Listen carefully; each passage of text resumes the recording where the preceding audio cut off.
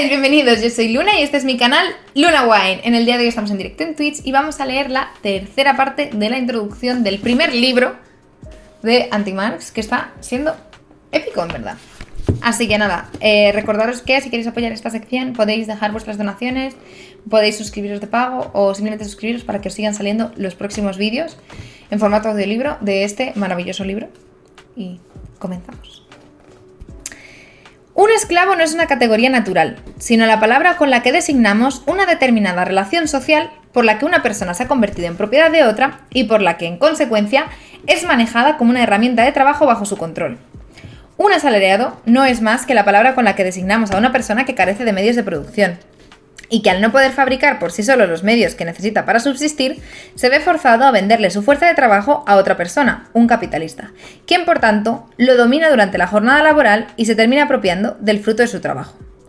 A su vez, la esclavitud o los asalariados no surgen en cualquier contexto productivo, sino solo durante una cierta etapa histórica con determinadas características sociales y materiales.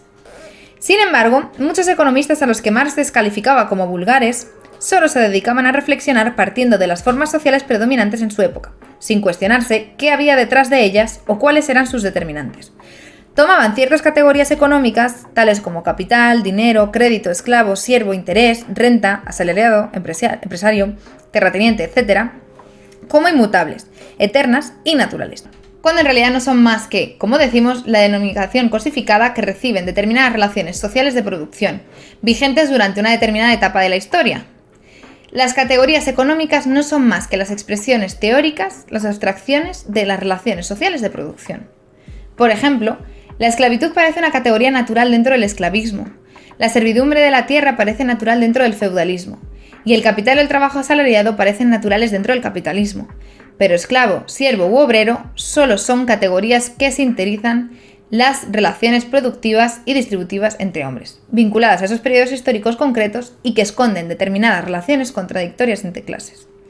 Por eso, a juicio de Marx, los economistas vulgares no hacen más que deambular estérilmente en torno a las conexiones aparentes, preocupándose solo de ofrecer una explicación obvia a los fenómenos más crudos, de modo que se limitan a sistematizar de manera pedante y a proclamar como verdades eternas las ideas más complacientes y fatuas que se forman los agentes productivos de la burguesía acerca de su propio mundo, el cual observan como el mejor de los mundos posibles. Al no tratar de desvelar las conexiones internas y contradictorias detrás de las superficiales formas económicas del capitalismo, al limitarse a redescribir y naturalizar el capitalismo en lugar de tratar de comprenderlo desde su misma base, los economistas vulgares meramente actuaban como psicofantes del burgués. No contribuían a transformar el mundo, sino a consolidarlo con las formas sociales visibles que se había encontrado y que ocultaban su contenido real. Marx, en cambio, pretendía entender cómo la historia de la humanidad había terminado generando esas categorías económicas específicas, así como escarbar detrás de ellas para revelar el contenido real que escondían. Pues solo siendo conscientes de ese contenido real y de sus contradicciones con la forma en que un determinado momento adaptan, es posible entender hacia qué dirección avanza dialécticamente la historia. Es decir, ¿por qué durante un determinado contexto histórico la producción se ha organizado a través del trabajo de esclavo? ¿O por qué en otro determinado contexto histórico se ha organizado a través del trabajo asalariado? ¿Podría haber sido diferente? ¿Esa fórmula social de organizar la producción es estable en el tiempo por hallarse en armonía con su contenido material o es inestable por entrar en contradicción con él? ¿Qué debería cambiar materialmente para que esas formas sociales desaparezcan y sean sustituidas por otras? Del mismo modo que no bastaba con decir que la religión era un producto del hombre en abstracto, sino que debíamos especificar qué condiciones materiales específicas eran las que generaban al hombre religioso, la economía política ha de aspirar a comprender qué tipo de relaciones materiales del hombre con la naturaleza y del hombre con otros hombres son las que históricamente han conducido a unas formas de la sociedad o a otras. En este sentido, Marx, como materialista que es, postula que el tipo de relaciones sociales de producción prevalentes en un determinado contexto histórico, a las que denomina base, estructura económica o modo de producción, son el resultado de cuánto se hayan desarrollado materialmente las fuerzas productivas de esa sociedad, y no de las instituciones políticas, de las normas jurídicas o ideologías predominantes en ese momento, que Marx agrupa dentro del término superestructura. En la producción social de su vida, los hombres establecen determinadas relaciones necesarias e independientes de su voluntad, relaciones de producción que corresponden a una fase determinada de desarrollo de sus fuerzas productivas materiales. El conjunto de estas relaciones de producción constituye la estructura económica de la sociedad, la base real sobre la que se levanta la superestructura jurídica y política y a la que corresponden determinadas formas de conciencia social. El modo de producción de la vida material condiciona el proceso general de la vida social, política e intelectual. No es la conciencia del hombre la que determina su ser, sino por el contrario, el ser social es lo que determina su conciencia. Esto es una cita de Marx. Más en particular, Marx denomina base real de la sociedad o modo de producción o estructura económica al conjunto de relaciones sociales de producción y de distribución que se establecen entre las distintas fuerzas productivas y que dividen a la sociedad en clases sociales. Grosso modo, por tanto, el modo de producción coincidirá con la estructura de las relaciones de propiedad vigente de una sociedad.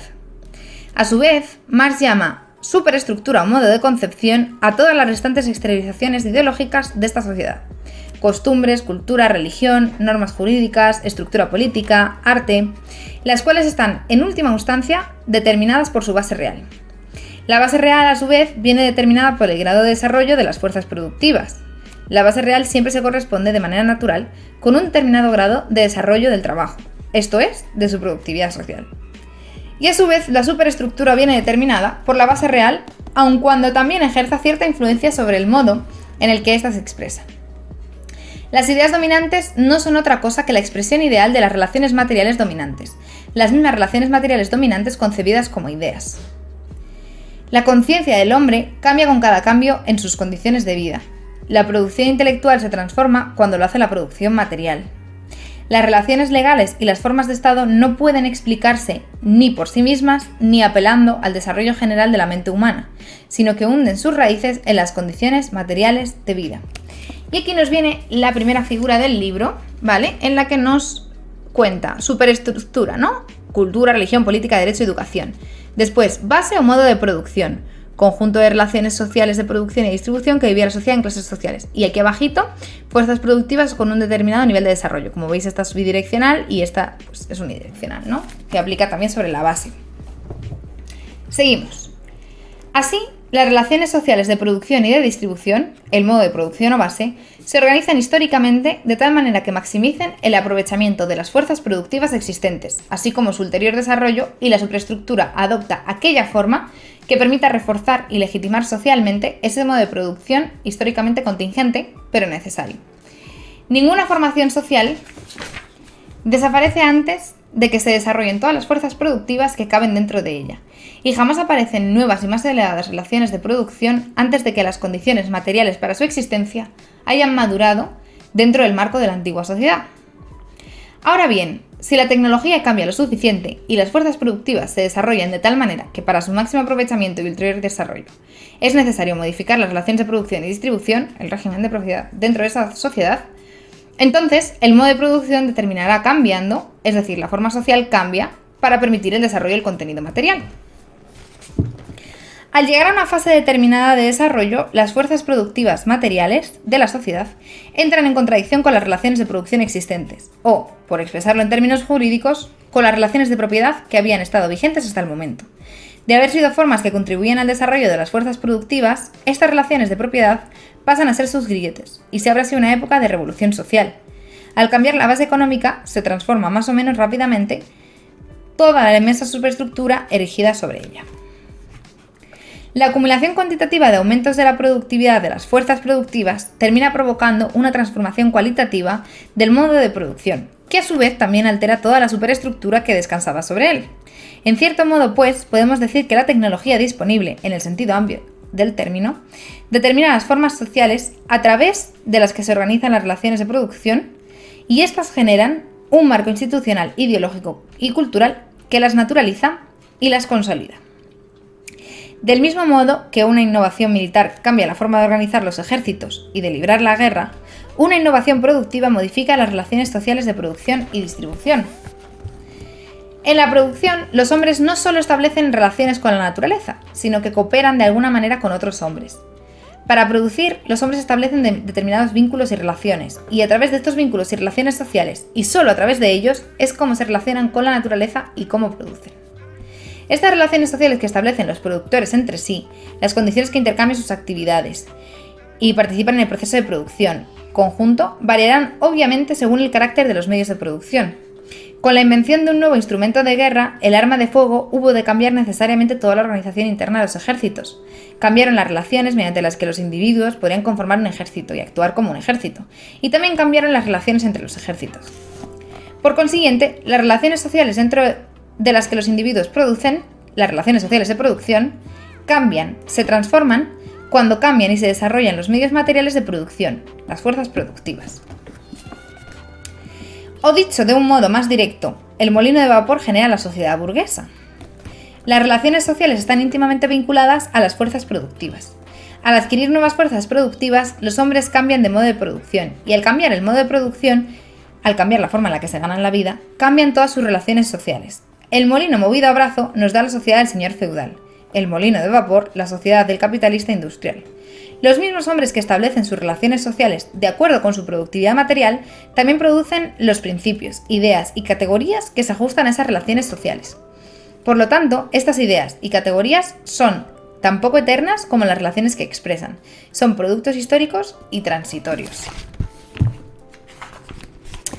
Es decir, que si bien antes habíamos manifestado que la producción material de una sociedad estaba limitada por la forma de sus relaciones sociales de producción, por el régimen de propiedad, es necesario añadir ahora que a su vez esa forma de las relaciones sociales de producción también está influida por el contenido material de la producción, es decir, por el grado de desarrollo de las fuerzas productivas.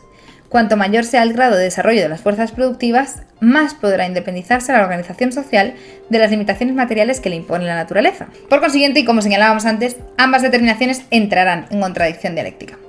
Si las fuerzas productivas se desarrollan tecnológicamente y son capaces de alcanzar cotas de producción material superiores a las que posibilita una determinada estructura de relaciones sociales, la estructura de relaciones sociales mutará, para así poder permitir esas mayores cotas de producción material, y a su vez, esa nueva estructura de relaciones sociales obligará a las fuerzas productivas a que se desarrollen plenamente dentro de las posibilidades de esa nueva organización social. Por ejemplo, ¿por qué estuvo vigente la esclavitud durante un determinado periodo de la historia? ¿Porque la sociedad no contaba con los valores morales adecuados como para reprobarla? No, porque el esclavismo, en ese determinado momento de la historia y dado el grado de desarrollo material de las fuerzas productivas, era el tipo de relaciones sociales que permitía un mayor aprovechamiento de esas fuerzas productivas. Sin esclavitud no habría algodón. Sin algodón no habría industria moderna. La esclavitud ha dado su valor a las colonias. Las colonias han creado el comercio universal. El comercio universal es la condición de la gran industria. Por lo tanto, la esclavitud es una categoría económica de elevada importancia. Cita de Marx. Es decir, en un determinado momento histórico y dado el desarrollo tecnológico alcanzado hasta el momento, mediación material de las relaciones sociales, la forma de maximizar la producción material era mediante la esclavitud. Y hallándonos en un modo de producción esclavista, solo podía producirse materialmente aquello que fuese susceptible de ser producido a través de esclavos, mediación social de la producción material. Dado lo anterior, la ideología solo podía jugar un papel subordinado.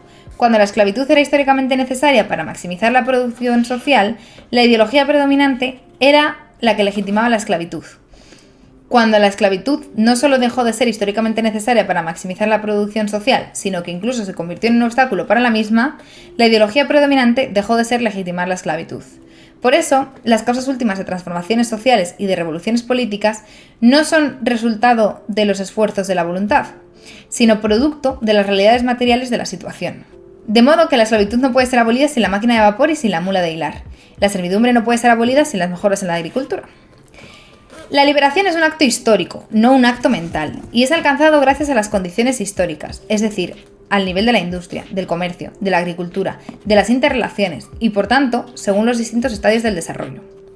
Por mucho que algunos seres humanos interioricen determinadas ideas morales, como que la esclavitud es mala, estas no provocarán ninguna transformación social o política, salvo cuando sean compatibles con el grado de desarrollo de la productividad social. Aunque en el mundo antiguo hubiesen arraigado fuertes ideales antiesclavistas, la esclavitud no habría sido abolida de manera permanente porque, como decíamos, habría seguido siendo históricamente necesaria para maximizar la producción social. Marx, por tanto, no entra a analizar si la esclavitud fue buena o fue mala, tanto porque las categorías morales de bueno o malo forman parte de la superestructura moral de una sociedad que es, a su vez, determinada por la base material. La esclavitud en Roma o en Estados Unidos era considerada buena en su momento, cuanto porque bueno y malo siempre serán categorías incompletas y parcialmente solapadas desde un punto de vista dialéctico. Todo elemento presenta un polo bueno y un polo malo, los cuales interactúan dialécticamente para transformar la realidad. Esto es, para continuar avanzando en el desarrollo de la productividad social. En sus propias palabras, el contenido es justo en la medida en que se ajuste y se adecue al modo de producción. Es injusto en la medida en que lo contradiga. La esclavitud es injusta desde la perspectiva del modo de producción capitalista, como lo es mentir acerca de la calidad de las mercancías. En consecuencia, dentro de la lógica interna de cada modo de producción, es justo que las clases oprimidas estén dominadas, explotadas y subyugadas por las clases opresoras. Ahora bien, en la medida en la que las transformaciones de los modos de producción implican una alteración del régimen de propiedad dentro de una sociedad y, por tanto, de la relación de los distintos individuos con sus medios de producción, las transformaciones de los modos de producción también modificarán la forma que adopten las clases sociales. Esto es, qué individuos son opresores y cuáles son oprimidos, así como la forma en que se ejerce esa opresión. De hecho, la muerte de un modo de producción y su sustitución por otro termina siendo el resultado de la lucha entre clases sociales por redefinir los términos de la dominación. Cuando las contradicciones entre el grado de desarrollo de las fuerzas productivas y el modo de producción que las organiza se vuelven insuperables, entonces las contradicciones internas dentro del modo de producción, que en última instancia se manifiestan en la creciente conflictividad entre las clases, se agudizan y terminan derrumbando ese modo de producción y alumbrando otro que permita un mayor desarrollo de las fuerzas productivas. Dado que son los hombres quienes hacen su propia historia, aunque no la hagan bajo cualquier circunstancia, deberán ser los hombres, a través de la lucha de clases, quienes terminen derrumbando revolucionariamente un modo de producción cuando éste no sea capaz de desarrollar adicionalmente las fuerzas productivas. Esto es, cuando exista una contradicción entre la estructura económica y el progreso de las fuerzas productivas, entre la forma social y el contenido material. Por eso, la historia de toda sociedad hasta nuestros días no ha sido sino la historia de la lucha de clases. Llegamos así al materialismo histórico, al deterioro de la historia de Marx. Y lo vamos a dejar aquí para el siguiente vídeo, en el que ya creo que por fin terminaremos la introducción. Yo sé que lo he dicho en los últimos 75 vídeos, pero creo que ya por fin terminaremos la introducción del primer libro. Anda que no nos queda de libro. Va a ser épico este camino, así que recuerda suscribirte para seguir viendo esta serie de vídeos, dejar tu like y comentar para apoyar esta sección. Y nos vemos en la próxima, chicos.